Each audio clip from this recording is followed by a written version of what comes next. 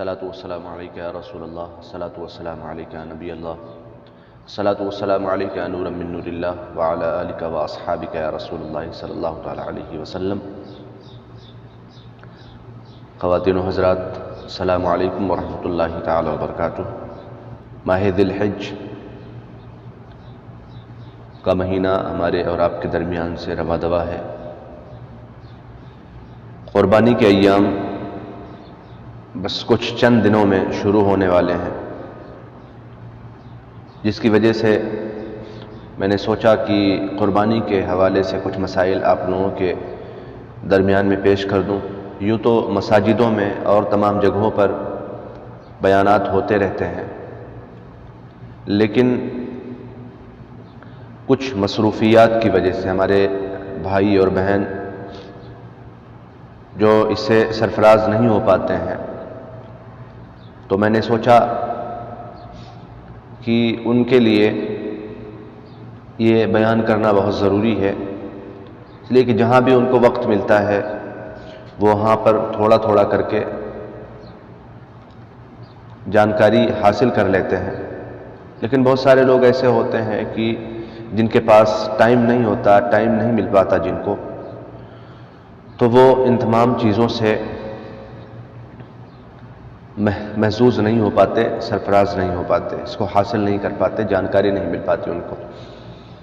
تو جس کی وجہ سے میں نے سوچا کہ آپ لوگوں کے درمیان کچھ قربانی کے جو اہم مسائل ہیں ان کو پیش کر دیے جائیں، تاکہ جن لوگوں کے اوپر قربانی واجب ہے وہ حضرات قربانی کر کے اللہ اس کے حبیب کی رضا حاصل کر سکیں، اور جو ان پر قربانی واجب ہو رہی ہے اس کو انجام دے سکیں۔ قربانی کے تعلق سے قربانی کے کچھ شرائط ہیں۔ اگر یہ شرائط کسی بھی انسان کے اندر پائی جا رہی ہے تو اس پر قربانی واجب ہے، اگر نہیں پائی جا رہی ہے تو قربانی واجب نہیں، سنت، مستحب، یہ تمام چیزیں ہیں، اور اس سے آپ کو ثواب ملے گا۔ اگر نہیں کر رہے ہیں تو کوئی گناہ بھی نہیں ہے۔ قربانی واجب ہونے کے لیے کچھ شرائط ہیں۔ نمبر 1 تو مسلمان ہونا، اور نمبر 2 عاقل ہونا، بالغ ہونا، اور نمبر 3 مالک نصاب ہونا، صاحب نصاب ہونا، اور نمبر 4 مقیم ہونا۔ مقیم یعنی سفر پر نہ ہو، مسافر نہ ہو، مقیم ہو۔ اور 5ویں سب سے بڑی جو سب سے اہم شرائط ہے وہ یہ ہے کہ ان تمام قربانی کے ایام میں ان تمام شرطوں کا پایا جانا۔ یہ 5 شرائط ہیں جن کے اوپر بھی یہ 5 شرائط لاحق ہوتی ہے۔ جن لوگوں کے اوپر یہ 5 شرائط لاگو ہوتی ہیں ان کے اوپر قربانی واجب ہے۔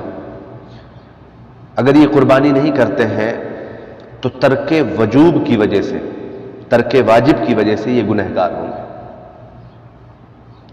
بسا اوقات یہ ہوتا ہے کہ لوگ یہ سوچتے ہیں، یہ ایک طریقے سے دیکھ لیا جائے تو لوگوں میں ایک رواج رائج ہو چکا ہے کہ وہ لوگ ایک سال والد صاحب کے نام سے کریں گے، دوسرے سال والدہ ماجدہ کی طرف سے کریں گے، تیسرے سال بھائی کی طرف سے کریں گے، چوتھے سال بہن کی طرف سے کریں گے، 5ویں سال بھاوی کی طرف سے کریں گے۔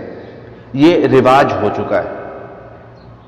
بھلے ہی قربانی صرف اور صرف والد صاحب کے اوپر واجب ہوتی ہو، لیکن وہ بدل بدل کے کرتے ہیں۔ ایسا بالکل نہیں کر سکتے ہیں۔ والد صاحب کے اوپر قربانی اگر واجب ہے اور والد صاحب کو چھوڑ کر کے والدہ کی طرف سے آپ کر رہے ہیں یا گھر میں کسی اور فرد کی طرف سے کر رہے ہیں، تو قربانی کا وجوب ہے وہ ختم نہیں ہوگا۔ آپ والدہ کے اوپر قربانی واجب نہیں ہے، آپ نے والدہ کے نام سے قربانی کر دی تو ان کو اس کا ثواب، سنت اور مستحب کا ثواب تو مل جائے گا، لیکن ترک واجب کی وجہ سے جو والد صاحب کے اوپر آپ کی قربانی واجب تھی نہیں کی، ترک واجب کی وجہ سے وہ گنہگار ہوں گے۔ تو گھر میں جو مالک نصاب ہے، جن پر قربانی واجب ہے، ان پر کرنا، ان کے نام سے کرنا ضروری ہے۔ اگر ان کے نام سے آپ نہیں کرتے ہیں، یا جن کے اوپر واجب ہے وہ اپنے نام سے نہیں کرتا ہے، تو وہ گنہگار ہوگا ترک واجب کی وجہ سے۔ اور بہت سارے میں نے ایسے دیکھے ہیں کہ گھر میں کئی لوگوں کے اوپر قربانی واجب ہے، اور لوگ ان تمام شرائطوں کو اپنے اندر تلاش ہی نہیں کرتے ہیں، تلاش کرنے کی زحمت ہی نہیں کرتے کہ میرے اوپر قربانی واجب ہے کہ نہیں ہے۔ تمام شرائطوں کو یہ تلاش نہیں کرتے ہیں، بس جس کے نام سے ہوتا چلایا ہے، والد صاحب کے نام سے ہوتا ہے، ایک بکرا لا دیا، والد صاحب کے نام سے ہوتا ہے، والد صاحب کے نام سے ہو جائے گا۔ والد صاحب بھی مالک نصاب ہیں، گھر میں آپ بھی مالک نصاب ہیں، گھر میں اور کوئی بھی مالک نصاب ہے، تو یہ سمجھ لیجئے کہ والد صاحب تو بری ذمہ ہو جائیں گے، لیکن اور لوگ جن کے اوپر قربانی واجب تھی انہوں نے نہیں کیا اپنے نام سے، تو وہ گناہ کے مستحق ہوں گے، ترک واجب کی وجہ سے، واجب کو ترک کرنے کی وجہ سے وہ گناہ کے مستحق ہوں گے۔ لہذا ہمیں اور آپ کو چاہیے کہ قربانی کے ایام میں، ہم تو کہتے ہیں قربانی کے ایام میں ہی نہیں، قربانی سے پہلے 2-4 دن 5 دن پہلے ان تمام شرائطوں کو اپنے اندر تلاش کریں۔ مسلمان، عاقل و بالغ، مالک نصاب، مقیم ہونا، اور ان تمام شرائطوں کو، یہ تمام شرائطیں قربانی کے ایام میں اگر پائی جاتی ہیں تو قربانی واجب ہے۔ ان تمام چیزوں کو لوگوں کو تلاش کرنا چاہیے، اس سے کیا ہوگا؟ گناہ سے بچ جائیں گے۔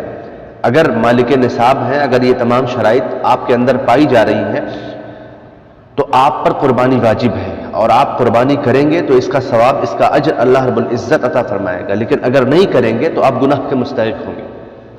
تو لہذا آپ قربانی کے ایام میں ان تمام شرائطوں کو تلاش کریں، اور ایسا بھی نہ کریں کہ ایک سال والد صاحب کے نام سے ہو گئی، دوسرے سال والدہ کے نام سے ہوگی، تیسرے سال بھائی کے نام سے ہوگی، چوتھے سال بہن کے نام سے ہوگی، اسی طریقے سے۔ یہ ضروری نہیں ہے۔ سارے لوگ اپنے اندر تلاش کریں کہ یہ تمام شرائطیں ہمارے اندر پائی جا رہی ہیں کہ نہیں پائی جا رہی ہیں۔ اگر پائی جا رہی ہیں تو آپ اپنے نام سے قربانی کریے، واجب ہے، نہیں کریں گے تو گنہگار ہوں گے، اور نہیں کر رہے ہیں تو کوئی حرج نہیں ہے۔ اگر کر بھی رہے ہیں تو اللہ رب العزت اس کا ثواب آپ کو عطا فرمائے گا، سنت اور مستحب کا ثواب آپ کو ملے گا۔ لیکن اگر نہیں کر رہے ہیں، آپ پر واجب نہیں ہے، نہیں کر رہے ہیں، تو آپ کو کوئی گناہ نہیں ملے گا، آپ بری الذمہ ہیں۔ لیکن وجوب کے بعد بھی، واجب ہونے کے بعد بھی اگر آپ نہیں کر رہے ہیں تو آپ گناہ کے مستحق ہوں گے۔ لہذا آپ حضرات مسائل، آپ ان تمام شرائطوں کو اپنے اندر قربانی سے 2-4 دن قبل تلاش کریں۔ میں تو کہتا ہوں کہ ایک کاغذ لیں اور ایک قلم لیں، نوٹ کریں ان تمام شرائطوں کو، اور کرنے کے بعد میں اس میں تلاش کریں کہ اس میں سے کون کون سی شرائط مجھ میں پائی جا رہی ہے۔ اگر یہ تمام 5 شرائطیں پائی جا رہی ہیں تو آپ قربانی کریے، گناہ سے بچ جائیں گے۔ لیکن اگر آپ قربانی نہیں کریں گے تو آپ گناہ کے مستحق ہوں گے۔ تو لہذا بس یہی چھوٹا سا پیغام آپ لوگوں کو دینا تھا، اس لیے کہ کچھ لوگ لا علمی کی وجہ سے، لا علمی کی بنیاد پر وہ قربانی نہیں کرتے ہیں واجب ہونے کے باوجود بھی، تو گناہ کے مستحق ہوتے ہیں۔ بہت سارے لوگ ایسے ہوں گے کہ جو 2-4-10 سالوں سے مالک نصاب ہیں، جن پر قربانی واجب ہے، لیکن وہ یہ سوچ کر کے کہ والد صاحب کے نام سے تو ہو ہی جا رہی ہے، میرے نام سے کوئی ضروری نہیں ہے۔ تو ضروری ہے میرے بھائی، اگر آپ مالک نصاب ہیں تو آپ کے اوپر ضروری ہے کہ آپ اپنے نام سے قربانی کریں۔ نہیں کر رہے ہیں تو اب اسی طریقے سے 2-4-10 سالوں سے آپ مالک نصاب ہونے کے بعد بھی نہیں کر رہے ہیں تو آپ گناہ کے مستحق، گناہ آپ کے اوپر ہو رہا ہے۔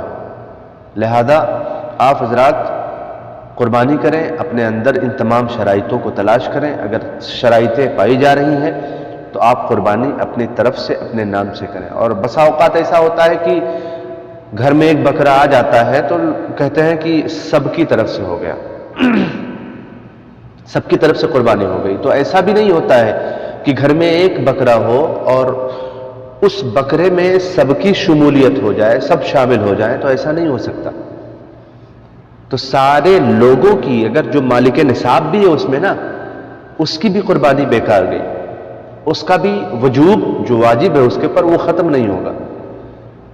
ترک واجب کی وجہ سے وہ گنہگار ہو جائے گا. اگر ایسا کریں گے کہ ایک بکرا آ گیا سارے لوگوں کی طرف سے ہو گیا, تو ایک بکرے میں سارے لوگوں کی طرف سے نہیں ہو سکتی, صرف ایک بکرے میں ایک فرد کے نام سے قربانی ہوگی, ایک فرد کے نام سے, اس کے علاوہ کسی کے نام سے نہیں ہوگی. تو ایسا بھی نہ کریں لا علمی کی بنیاد پر اور کم علمی کی بنیاد پر, بالکل ایسا نہ کریں. اگر ایسا کریں گے تو جس کے اوپر قربانی واجب ہے اس کی بھی قربانی نہیں ہوگی, اس کا بھی وجوب ختم نہیں ہوگا, اور ترک واجب کی وجہ سے وہ گنہگار ہوگا. تو گھر میں ایک لوگ مالک نصاب ہیں تو ان کے اوپر واجب ہے, وہ اپنے نام سے ہر سال کریں گے. ہر سال اگر وہ مالک نصاب ہیں, ہر سال یہ شرائط ان کے اندر پائی جا رہی ہے, تو ہر سال وہی اپنے نام سے کریں گے. اگر دوسرا کوئی مالک نصاب ہے تو اس کے لیے دوسرے بکرے کا انتظام کریں گے یا دوسرے حصے کا انتظام کریں گے. بڑے جانوروں کی بھی قربانی ہوتی ہے تو اس میں 7 حصہ لگتا ہے, 7 لوگوں کی طرف سے قربانی ہو سکتی ہے اس میں.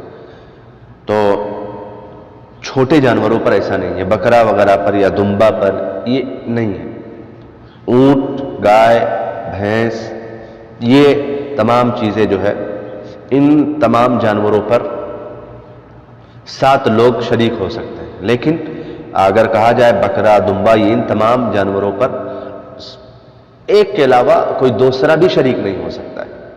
تو اس کا خیال رکھا جائے. اس کا خیال رکھتے ہوئے آپ قربانی اللہ رب العزت کی بارگاہ میں پیش کریں.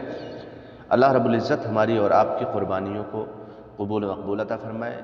ہمارے ذکر و اذکار کو اللہ رب العزت قبول و مقبول عطا فرمائے.